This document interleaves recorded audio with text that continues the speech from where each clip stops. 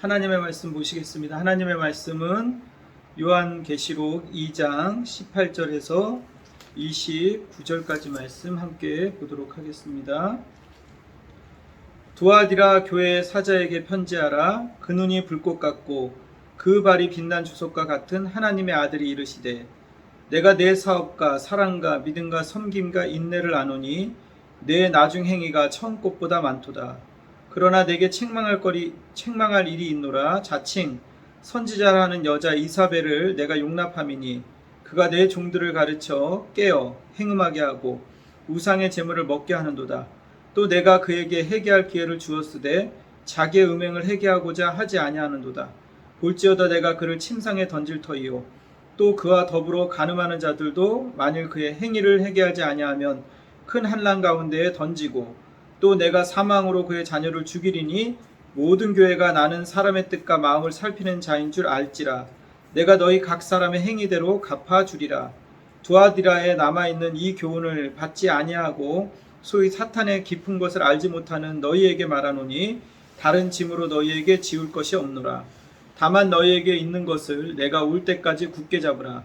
이기는 자와 끝까지 내 일을 지키는 그에게 만국을 다스리는 권세를 주리니 그가 철창을 가지고 그들을 다스려 질그릇 깨트리는 것과 같이 하리라. 나도 내 아버지께 받은 것이 그러하리라. 내가 또 그에게 새벽별을 주리라. 기 있는 자는 성령이 교회들에게 하시는 말씀을 들을지어다. 할렐루야. 오늘 저는 본문 말씀을 가지고 하나님의 통치로 들어가자라는 말씀으로 은혜를 나누고자 합니다. 오늘 말씀을 통해서 하나님의 은혜 가운데 또 하나님의 신실하심 가운데 여러분이 또 경험되어지는 또 그런 시간 되시길 바랍니다. 자, 우리는 종말의 때를 살아가고 있습니다. 이 종말의 때를 살아가는 우리의 이 현실, 더욱더 오늘 요한계시록 말씀이 우리에게 통찰력을 주고 이 때를 어떻게 이기며 승리할지를 알려주는 말씀이라고 저는 믿습니다. 오늘 본문을 통해서 여러분이 요한계시록 말씀을 통해서 다시 한번 이 현실의 막막함을 또 승리로 장식하는 여러분의 삶이 되시기를 바랍니다. 자, 여러분 그러기 위해서 여러분에게 질문하겠습니다. 여러분의 삶의 주인은 누구십니까? 나의 삶의 주님뿐만 아니라 온 땅을 지금 현실에 이 세계를 통치하는 분이 누구십니까? 믿는 사람이라면 예수 그리스도라고 말할 것입니다. 그런데 실제로 그렇습니까? 여러분 각자가 여러분의 삶에 여러분 스스로에게 질문해 보시기 바랍니다. 나는 하나님의 통치를 믿고 있는가? 하나님의 주인 되심을 선포하고 있는가?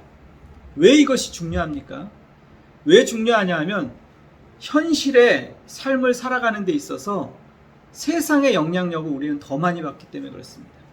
하나님은 눈에 보이지 않고 현실은 더 가까이 나에게 다가가 있고 현실 속에서 내가 믿음으로 신앙으로 살아간다는 것이 실제로 어렵습니다. 쉽지 않습니다. 싸움이 필요하고 영적인 전투가 필요합니다.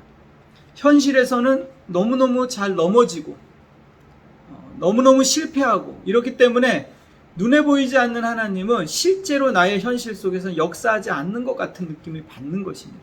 그런데 실제로 그렇습니까? 하나님은 지금도 역사하시고 살아계십니다. 하나님은 눈에 보이지 않기 때문에 하나님께서 자신을 어떻게 드러내셨습니까? 말씀으로, 계시된 말씀으로 드러내셨습니다. 계시된 말씀으로 하나님께서 성경이라는 것을 통해서 문자화 시켰어요. 하나님이 어떤 분이신지. 근데 이것을 성경을 단순히 성경 말씀이 문자되어서 이렇게 기록되어 있습니다. 그런데 이렇게 기록되어 있는 말씀을 성경은 뭐라고 말하고 있습니까? 선포하고 있습니까? 정의를 하나님의 말씀은 살았고 운동력 있다. 이렇게 얘기합니다. 하나님의 말씀은 살아있다. 역사하고 있다라는 거거든요. 과거, 현재, 미래. 예, 하나님의 말씀은 그냥 문자되어서 죽어있는 말씀이 아니라 지금도 이 말씀은 살아있다. 마치 하나님께서 천지를 창조하시듯이 오늘날 이 말씀을 통해서 천지 창조가 지금도 일어나고 있다는 거예요. 어떻게 그게 가능합니까? 이 문자화되어 있는 말씀이 하나님의 말씀을 선포하는 설교자 입술을 통해서 선포되어지고 해석되어지고 적용되어지면서 이 말씀이 성령의 역사를 통해서 각 사람의 심령에 주관적으로 역사하기 시작하는 거예요. 그래서 죽어있는 심령이 말씀을 들을 때 다시 살아나기도 하고 심령이 깨트려지기도 하고 천지창조가 마치 일어나는 거예요. 죽어있는 영혼이 하나님의 말씀을 들을 때 하나님이 누구신지 깨닫게 되고 하나님의 어떤 분이신지 발견하게 되고 그 안에서 믿음이 생기기 시작하고 현실 속에서 하나님의 뜻을 분별해내기 시작하고 현실을 이기기 시작하고 세상을 점령하기 시작하고 믿음으로 걸음을 걷기 시작하고 폭풍을 향해서 잠잠하라 명령하기 시작하고 이러한 일들이 일어나는 거예요. 그래서 하나님의 말씀 뭐라고요? 살아있다라고 얘기하는 거예요.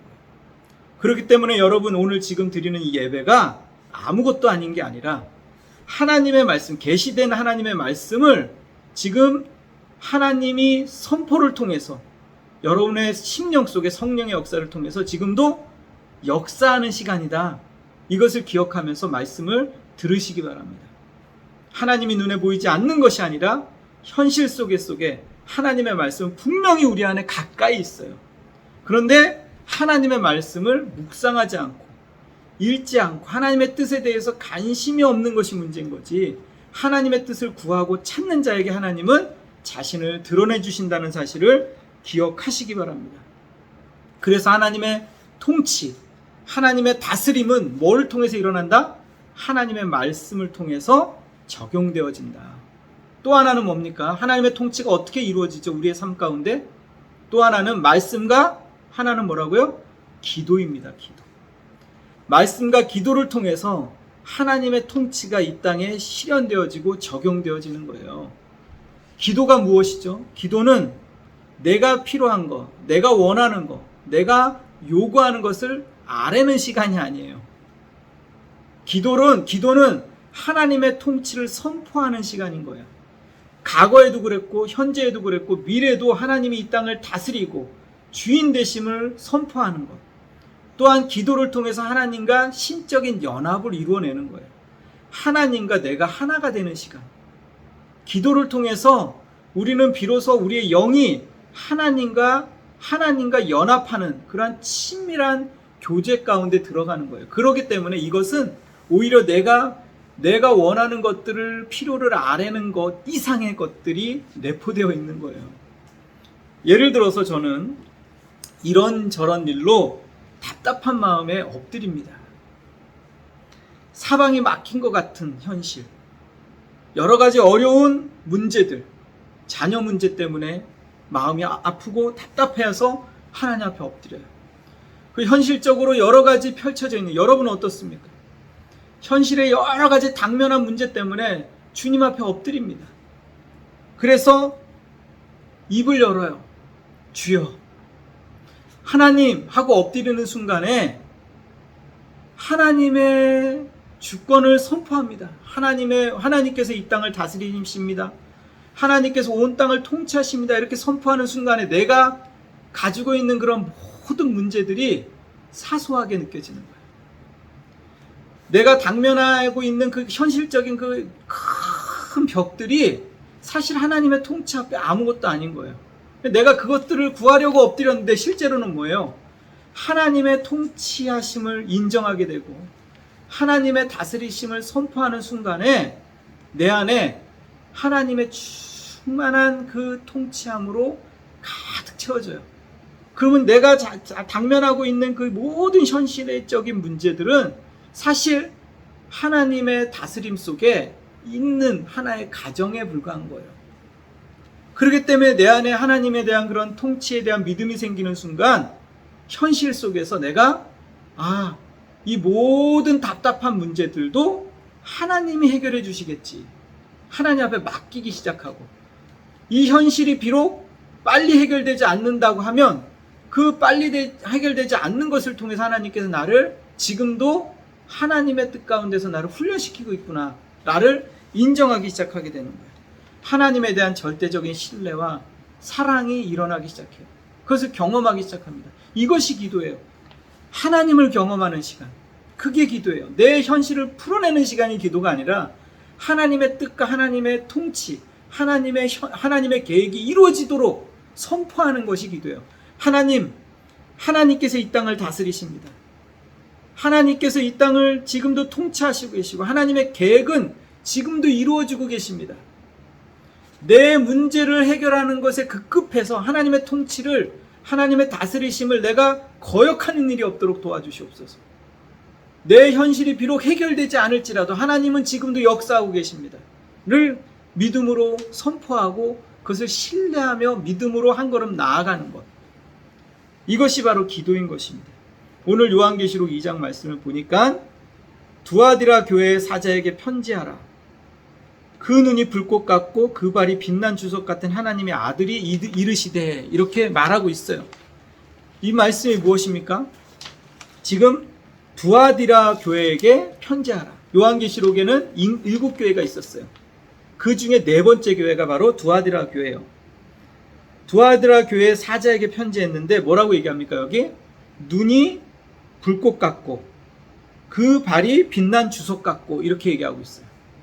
지금 예수님께서 어떤 분이신지, 우리의 통치자이신 예수님이 어떤 분이신지 오늘 이 본문은 7가지로 정의하고 있어요. 뭐를 정의하냐? 첫 번째는 그 눈이 불꽃 같다. 그 발이 빛난 주석 같다. 그 불꽃 같은 눈으로 사람들의 마음을 통찰하시고, 그리고 그 사탄과 그를 따르는 모든 자들을 발 아래 굴복시키고 그들을 멸하시고, 이렇게 얘기하고 있어요. 그리고 하나님께서 뭐라고 얘기하고 있습니까? 사탄의 깊은 것을 여기 7가지로 예수님이 어떤 분이신지를 정의를 내리고 있는데, 눈이 불꽃 같고 그 발이 빛난 주석 같은 하나님의 아들, 이렇게 얘기하고 있고, 두 번째는 사망으로 사탄과 그를 따르는 자를 멸하시는 분, 이렇게 얘기하고 있고, 세 번째는 사람의 뜻과 마음을 살피시는 분, 네 번째는 각 사람의 행위대로 갚아주시는 분, 심판하시는 분, 다섯째는 사탄의 깊은 것을 깨닫지 못하는 자들에게 더 지울 짐도 없다. 이기는 자에게, 하나님의 일을 끝까지 지키는 자에게 철창으로 다스릴 권세를 주실 수 있는 분, 이렇게 얘기하고 있습니다. 다시 말해서 예수님께서 여기서 뭐라고 얘기하고 있습니까? 두아디라 교회에 편지하면서 불꽃 같은 눈을 가지고 계시고, 또 빛난 주석 같은 발을 가지고 계시다. 왜 이렇게 표현했습니까? 불꽃 같은 눈이라는 것은 사람의 마음을 꿰뚫어 본다는 얘기예요. 통찰력을 가지고 계십니다. 예수님께서는 우리의 마음을, 깊은 것을 통찰하시는 분이에요. 다 알아요. 그러니까 우리가 어떠한 삶을 살아가는지, 어떠한 생각을 하고 있는지, 예배드리면서 무슨 생각을 하고 있는지 다 예수님께 뭐라고요? 통찰하신다. 아주 놀라운 말씀이에요. 예수님께서 나의 마음을 알고 계신다는 거예요. 꿰뚫고 계시다는 거예요. 깊은 것을 감찰하시고 계시다는 거예요. 나도 내 마음을 몰라요, 어쩔 때는. 상대방의 마음을 몰라요, 어쩔 때는. 가장 모르겠는 게 상대방의 마음이에요. 근데 예수님께서 뭐예요? 나보다 나를 더 깊이 아시는 분. 내 생각의 비밀을 아시는 분. 그런데 그분이 어떤 분이에요? 빛난 주석 같은 발을 가지고, 이 말은 뭐예요? 예수님께서 온 발 아래 우주를 두셨다는 거예요. 통치 아래, 발 아래 두셨다는 거예요. 뭐예요? 그 말은 심판주라는 거예요.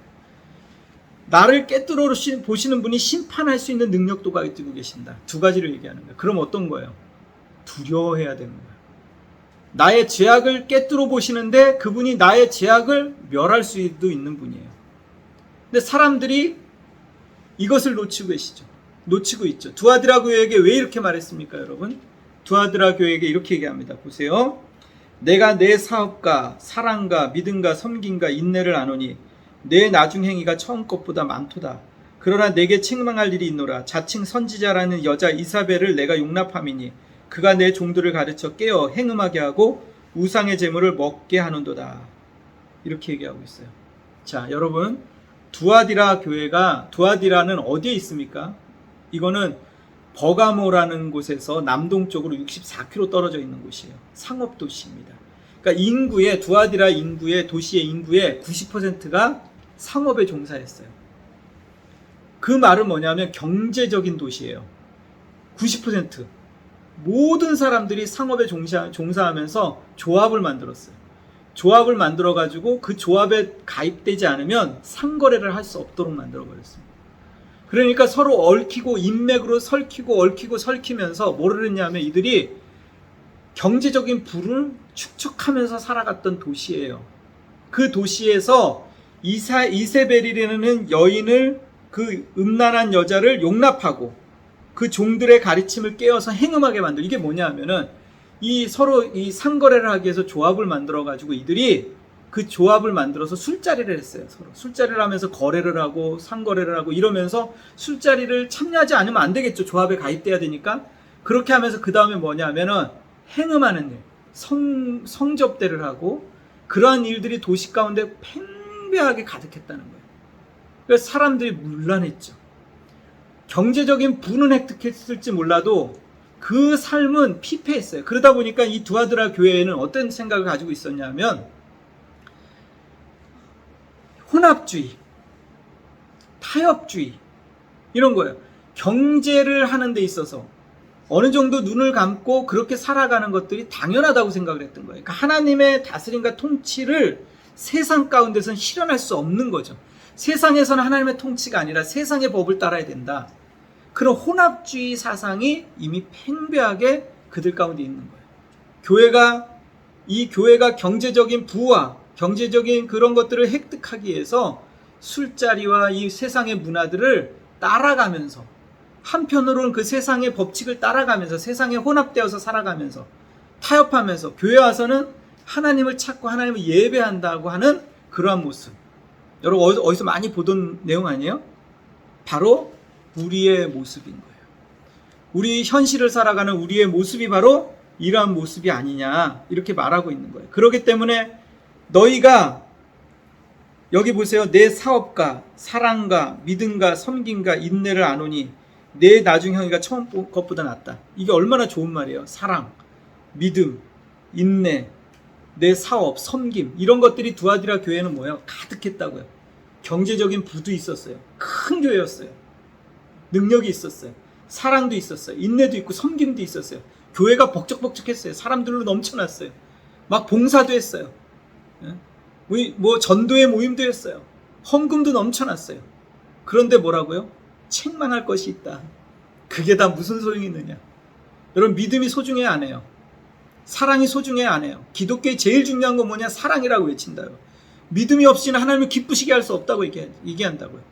이 정도로 섬김과 봉사와 사랑과 인내가 있는 교회라면 여러분, 붕한 교회 아닙니까? 성공한 교회 아니에요? 근데 하나님이 보시는 관점에서 뭐예요? 책망할 것이 있다라는 거예요. 그런데 너희는 뭐다? 혼합주의다. 세상과 타협하고 있다. 겉으로는 하나님을 섬기는 것 같지만 너희 속은 이미 하나님으로부터 떠났다. 하나님의 통치가 너희의 삶 가운데는 임하지 않고 있다. 너희는 하나님을 주인이라고 선포하지만 실제로 너희의 삶의 주인은 돈이지 하나님이 아니다. 이렇게 말하고 있는 것입니다. 그래서 예수님께서 그 다음 뭐라고 얘기하고 있습니까? 내가 볼지어다 내가 그를 침상에 던질 터이요 또 그와 더불어 간음하는 자들도 만일 그의 행위를 회개하지 아니하면 큰 환난 가운데에 던지고 또 내가 사망으로 그의 자녀를 죽이리니 모든 교회가 나는 사람의 뜻과 마음을 살피는 자인 줄 알리라. 내가 너희 각 사람의 행위대로 갚아주리라. 예수님께서는 불꽃 같은 눈으로 너를 보고 있다 이거예요. 너희가 진짜 예배자인지, 진짜 하나님을 주인으로 섬기는 사람인지, 세상을 섬기는 자인지 보고 있다는 거예요. 너희 행위대로 갚아주겠다, 심판하겠다 말씀하고 있는 것입니다. 우리의 마음을 아시고 우리 행위대로 갚아주신다고 말씀하신 이 말씀 앞에 여러분 다시 한번 회개의 기회를 얻으시기를 바랍니다. 여러분, 하나님께서는 지금도 이 땅을 다스리시고 통치하고 있습니다. 하나님의 통치는 영원합니다. 여기 보니까 그 다음에 예수님께서 뭐라고 선포하고 있습니까? 그러나 다만 너희에게 있는 것을 내가 올 때까지 굳게 잡으라. 이기는 자와 끝까지 내 일을 지키는 그에게 만국을 다스리는 권세를 주시겠다. 이렇게 얘기해요. 예수님께서 그럼에도 불구하고 이 세상의 통치 가운데 복종하지 아니하고 하나님 앞에 끝까지 말씀으로 싸우는 자들이 있다. 종말의 때에는 이렇게 얘기하는 거예요. 종말의 때에 이 세상에 떠밀려가는 자들이 있는가 하면 또 반면에 하나님의 말씀을 끝까지 지키는 자들이 있다. 그들에게 만국을 다스리는 권세를 주겠다 얘기하고 있는 거예요. 이기는 자, 끝까지 내 일을 지키는 자. 하나님의 일이 뭐죠? 예수님의 일이 뭐예요?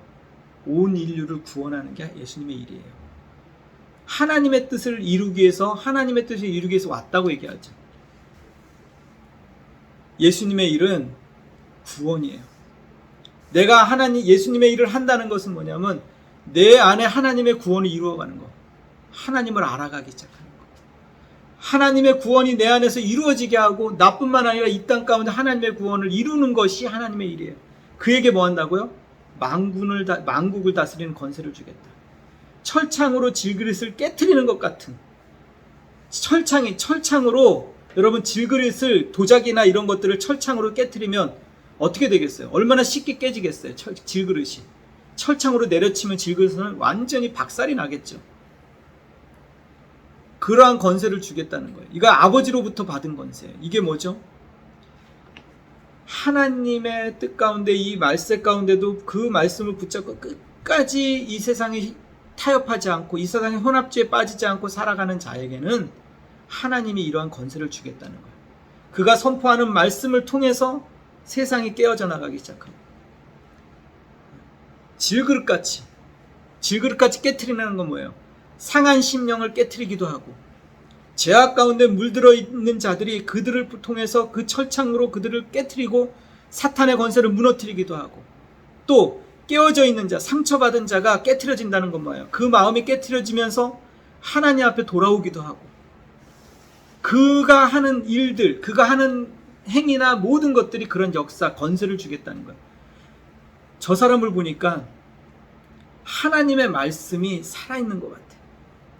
하나님의 말씀이 문자화된 것이 아니라 저 사람은 하나님의 걸어다니는 바이블이야. 저 사람의 언어, 말, 행동을 통해서 사람들이 깨트려지기 시작하는 거예요. 도전을 받기 시작하고 살아계신 하나님을 경험하기 시작하는 거예요. 어떤 사람은 저 사람을 보니까 하나님 교회 나가고 싶지가 않아.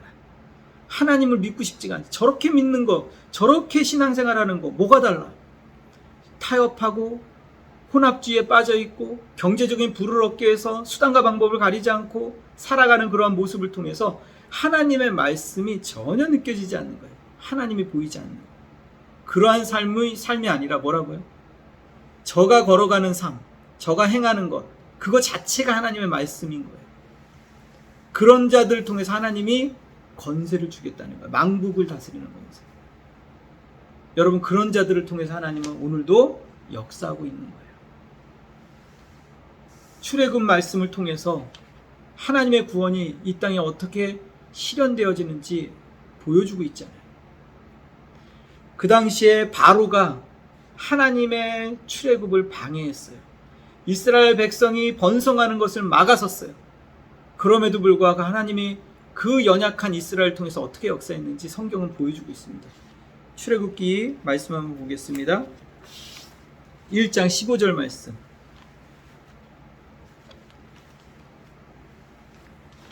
출애굽기 1장 15절 말씀 한번 보겠습니다.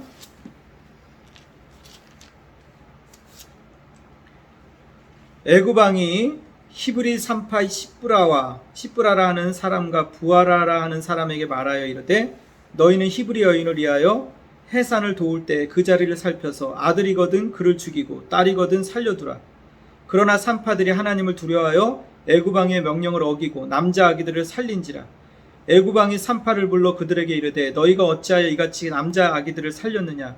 산파가 바로에게 대답하되 히브리 여인이 애굽 여인과 같지 아니하고 건장하여 산파가 그들에게 이르기 전에 해산하였더라 하매 하나님이 그 산파들에게 은혜를 베푸시니 그 백성은 번성하고 매우 강해지니라.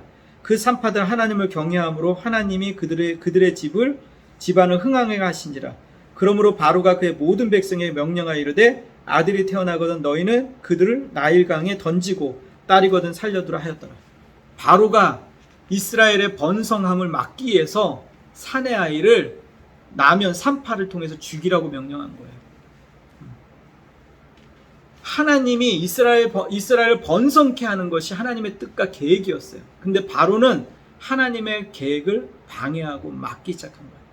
마치 이 세상이 하나님의 뜻을 막고 하나님의 뜻을 거역하는 것과 마찬가지예요. 그렇죠. 그런데 어떻게 했습니까? 산파를 통해서 하나님께서 하나님의 뜻을 이루십니다. 산파가 지혜를 냈어요. 내가 도착하기도 전에 이미 아이가 태어났습니다. 하나님을 두려워함으로 하나님을 두려워하고 하나님을 경외하는 산파를 통해서 그렇게 얘기를 한 거예요. 바로가 막을 수가 없는 거예요. 그러자 나일 강가에 던져버려라 이런 명령을 내려버렸어요. 그 다음 얘기를 아시죠, 여러분? 나일 강가에 던져버려라. 그때 태어난 아이가 누구예요? 모세예요. 모세를 통해서 하나님께서 하나님의 구원을 이루어 가십니다. 이 말은 다 뭘 얘기하고 있습니까? 하나님께서 하나님을 경외하는 산파들, 이름도 모르는 그 산파들을 통해서 그들의 집안을 어떻게 했다고요? 하나님께서 흥황하게 하셨다고.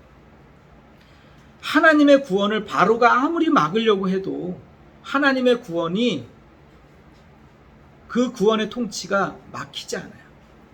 연약한 산파를 통해서라도 하나님이 역사하시는 것들을 보여줍니다. 바로 왕과 산파는 비교할 수 있는 대상이 아니에요. 그 땅의 통치자고 권력자예요, 바로는. 그럼에도 불구하고 연약한 산파를 통해서 하나님의 구원을 이루어내시는 것처럼 오늘 이 시간에, 이 시대에도 마찬가지. 이 세상이라는 바로가 하나님의 백성을 막아서고 하나님의 구원을 끝장내려고 해요.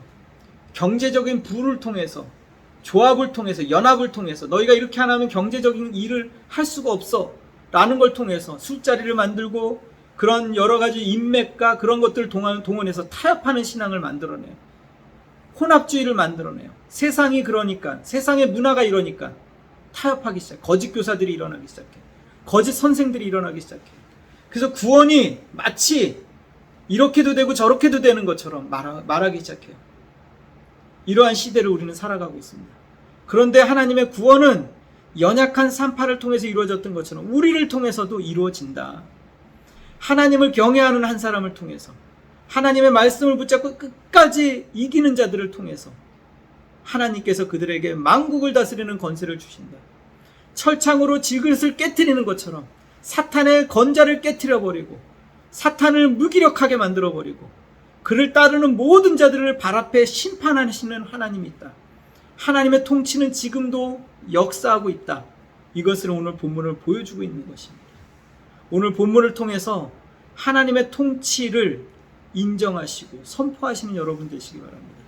내 현실의 어려움 때문에, 아픔 때문에 불신앙으로 나아가지 마시고 오늘의 이 어려운 현실에도 불구하고 하나님의 통치가 나의 삶에 구체적으로 역사하고 있다 선포하시면서 하나님의 통치를 경험하시는 여러분 되십시오.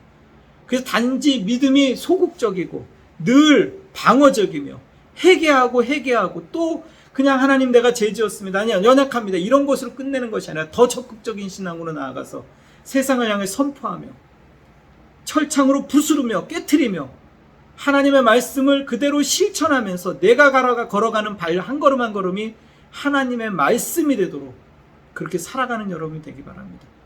여러분의 삶을 통해서 하나님의 통치가 선포되어지기를 다시 한번 축원합니다. 기도하시겠습니다. 하나님, 오늘도 하나님의 통치를 선포합니다. 하나님의 나의 삶의 주인이시며 온 땅의 왕이심을 선포합니다. 현실의 어려움 때문에 하나님의 통치를 인정하지 않는 그런 어리석음을 모험하지 않도록 도와주시옵소서. 현실의 어려움을 이기고 하나님의 통치를 선포하면서 다시 한번 믿음으로 살아가게 도와주시옵소서. 하나님, 모든 것들이 하나님의 뜻 가운데 있음을 고백합니다. 연약한 자들을 통해서 큰일이 이루시며 비록 산파를 통해서 바로를 꺾었던 것처럼 하나님 산파의 지혜를 통해서 이 세상의 문화를 이겼던 것처럼 하나님 오늘 우리의 연약함에도 불구하고 하나님이 하나님의 뜻을 이룰 것을 믿습니다. 하나님 다시 한번 다스려 주시옵소서. 우리 교회를 다스려 주시고 우리의 가정을 다스려 주시고 하나님의 뜻을 선포하는 자들의 입술을 다스려 주시옵소서. 오늘도 그러한 자들을 통해서 하나님을 경외하는 자들을 통해서 하나님의 일들을 이루어 가시기를 소원합니다. 다시 한번 주께서 영광과 존귀와 찬양을 홀로 받아 주시옵소서. 하나님, 오늘도 기도하는 주의 자녀들에게 성령의 충만함을 부어주시고 하나님의 말씀을 듣는 자들에게 그들의 모든 철창으로 질그릇을 깨뜨리듯이 그들의 아픈 마음이 깨트려지게 도와주시고 그들의 상한 마음이 깨어지게 도와주시고 그들의 모든 문제들이 깨어지게 도와주시고 그들의 모든 어려움들이 깨어져 나가는 역사가 있게 도와주시옵소서. 하나님의 다스림과 통치하심이 영원히 서게 도와주시길 소원합니다. 다시 한번 이 시간에 주의 다스림을 선포합니다. 지금은 예수 그리스도의 은혜와 하나님 아버지의 사랑하심과 성령님의 감화감동 충만하신 역사가 오늘 말씀을 듣고 하나님의 통치에 들어가기를 원하는 사랑하는 자녀들에게 그 기업 위에 영원히 함께하기를 다시 한번 축원하옵나이다.